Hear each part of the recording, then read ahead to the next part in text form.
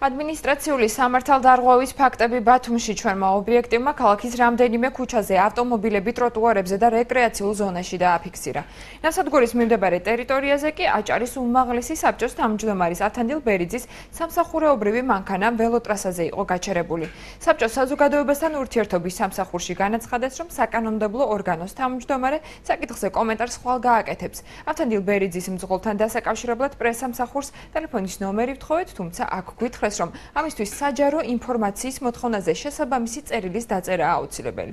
ბათუმის მერიის სატრანსპორტო ინფრასტრუქტურის მართვის სააგენტოში განმარტავენ, რომ სამსახური დღის განმავლობაში 500-მდე ჯარიმას წერს. ნუკრეთ ცინცაძის განცხადებით, ადმინისტრაციული სამართალდარღვევის ფაქტების გამოვლენის შემთხვევაში სტატუსის განურჩევლად ყველა ჯარიმდება, თუმცა აქვე განმარტავს, რომ კონკრეტულ შემთხვევაში ტელევიზიის მიერ გამოვლენილ ფაქტებზე სამსახური რეაგირებას ვერ მოახდენს.